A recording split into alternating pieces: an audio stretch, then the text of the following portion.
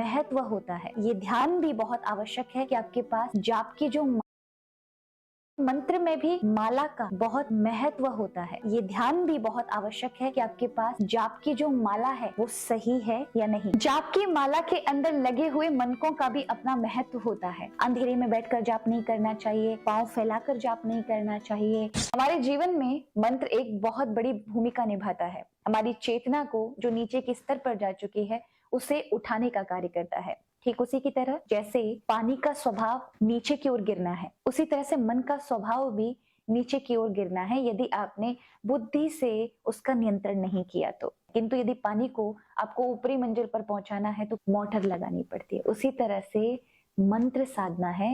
मंत्र साधना करने से आपके मन का स्तर, ऊर्जा उठती है और आप जो चाहते हैं वो सभी कामनाओं की पूर्ति अवश्य होती है। फिर आपकी कोई भी कामना हो। हमारे जीवन में मंत्र का जितना महत्व है उतना ही महत्व आपके हाथ में जाप करने वाली माला का है। तो हमेशा मंत्र करते समय आपका ये ध्यान भी बहुत आवश्यक है कि आपके पास जाप की जो माला है वो सही है या नहीं, क्योंकि उसी से वो अनंत गुना जाप होता है। यानी आपके पास जैसी माला होगी वैसा ही आपका जाप दुगना हो जाएगा। जैसे कई बार लोग माला से जाप नहीं करते, अभ्यास नहीं होता तो वो हाथों की उंगलियों से करते हैं, ऐसे गिनते हुए। तो ये जो जाप करते हैं ये 1 गुना ही फल प्रदान करता है। यदि आप हाथों की इन लकीरों पर, उंगलियों की इन लकीरों पर जाप करते हैं तो ये हाथों की उंगलियों पर जाप करने से 8 गुना ही फल मिलता है। किंतु यदि आप पुत्र जीविका नाम के एक बीज आते हैं, उनकी माला से यदि जाप करते हैं तो आपको वही 100 गुना फल की प्राप्ति होती है।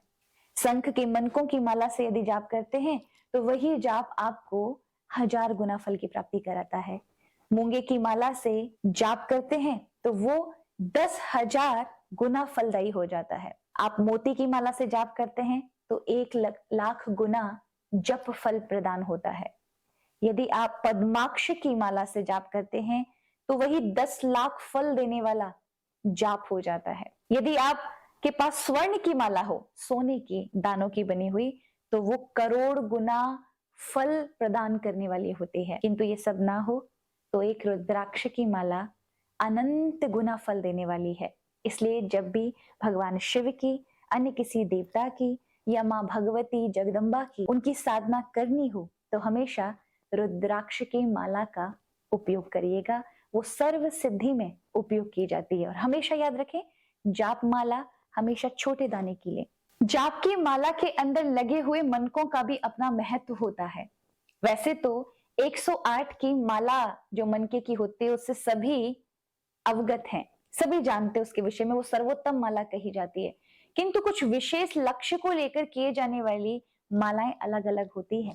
जैसे अगर आप रुद्राक्ष की माला लेते हैं और वो 30 दाने की है तो इसका अर्थ है कि अगर जिसको धन की कामना से भगवती का या जिस भी इष्ट की आराधना करनी है उसे 30 दाने वाली माला से जाप करना है। यदि किसी को जीवन में शारीरिक कष्ट है, पुष्टि चाहिए जीवन में, तो ऐसे को 25 दाने वाली माला पर जाप करना चाहिए। कभी आपने देखा होगा तंत्र इत्यादि करने वाले, मारण, मोहन, वशीकरण, ये सब जितने भी कार्य करते हैं, ऐसे अविचारिक कर्म में 15 दानों की माला का उपयोग होता है। और उसी प्रकार आपके पास 54 दानों वाली माला है तो ये श्रेष्ठ बताई गई, आप किसी भी कार्य में इसका उपयोग कर सकते हैं। और यदि आपके पास नहीं है तो आप 108 वाली माला से ही जाप करें। किंतु आपने देखा होगा जब भी हम जाप करते हैं तब हमारी ये जो तर्जनी उंगली है ये हमेशा माला में जाप करते समय बाहर होती है, यानी इसका स्पर्श हम माला में क्यों नहीं करते। तो पहले जान लें ये 5 उंगलियों का बड़ा महत्व है। इसमें अंगूठे को मोक्ष दायिनी कहा जाता है, यानी मोक्ष का सूचक है, ये ब्रह्म स्वरूप है।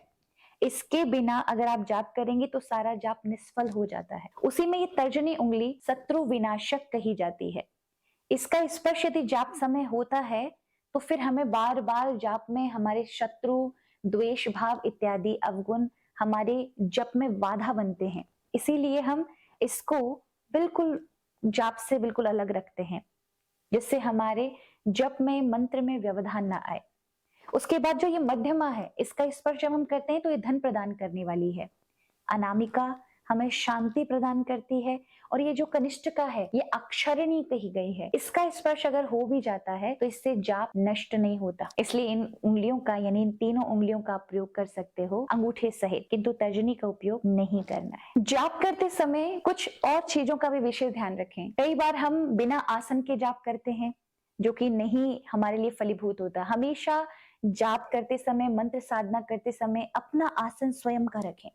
हर किसी के आसन पर बैठकर आपको जाप नहीं करना है। अंधेरे में बैठकर जाप नहीं करना चाहिए, पांव फैलाकर जाप नहीं करना चाहिए, व्याकुल चिंता मगन अवस्था में जाप नहीं करें। आप कभी चलते फिरते या खाट पर बैठ करके, बेड पर बैठ करके जाप नहीं करना चाहिए। ये मैं भगवान नाम जाप की नहीं बात कर रही। भगवान नाम तो आप चलते फिरते कभी भी ले सकते हैं। मैं मंत्र साधना की बात कर रही हूँ। जब आप किसी मंत्र को किसी लक्ष्य के लिए लेकर के जाप कर रहे होते, ये मंत्र आपकी चेतना के स्तर को उठाता है। इसीलिए जाप के जब मंत्र जाप करें तब उस समय एक ही अवस्था में बैठें। किन किन चीजों का ध्यान रखना है? जाप करते समय उबासी आ जाए, क्रोध आ जाए, किसी को अपशब्द बोल दें, कोई ऐसे स्त्री पुरुष का दर्शन हो जाए जिनका स्वभाव, जिनके चरित्र ठीक नहीं है और उस समय वो आकर व्यवधान पैदा कर दें, तो पंचपात्र यानी तांबे का एक छोटा सा वो रखिए कलश अपने पास। कलश नहीं कहेंगे, पंचपात्री आता है तांबे का, उसमें आचमनी होती है, उससे जल पहले से रखें, उस जल से 3 बार आचमन लें और अपने प्रभु का ध्यान करें, गुरु का ध्यान करें, यानी जिस इष्ट का आप मंत्र जाप करें उन्हें क्षमा याचन करें और फिर से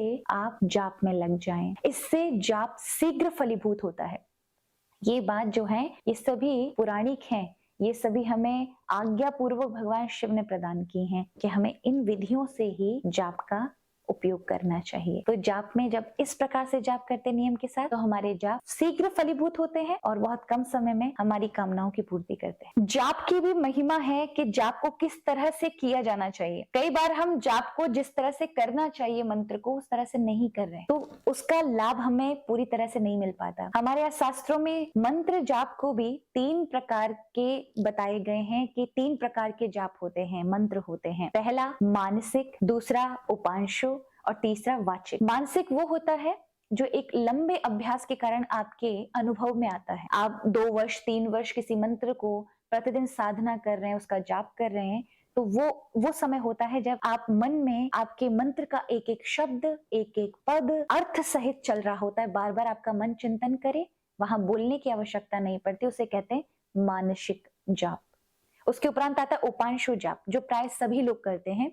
उपांशु जाप में जिह्वा हिल रही होती है, आपको शब्द सुनाई पड़ते हैं, किंतु अगर बगल से कोई भी सटकर बैठा हो उस तक आवाज नहीं जाएगी, उसको समझ नहीं आएगा आप कौन सा मंत्र जाप कर रहे हैं। इसे कहते हैं उपांशु जाप और इसका फल मध्यम होता है, यानी मानसिक के बाद उपांशु जाप है जो सिद्धि प्रदान करने वाला है।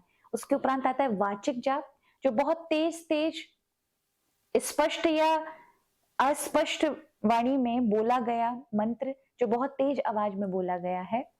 ऐसे वाचिक जाप का फल जो होता है वो निम्न होता है, बहुत थोड़े से में प्राप्त होता है। इसीलिए हमेशा जाप करें तो उपांशु जाप करें, जीभ हिलती रहे पर दूसरे को सुनाई ना दे, मंत्र सिर्फ आपको ही सुनाई दे। इस प्रकार से जाप करने से आपका जाप सिद्ध हो जाता है, आपके मंत्र जल्दी ही शीघ्र ही सिद्धि की प्राप्ति कराते हैं।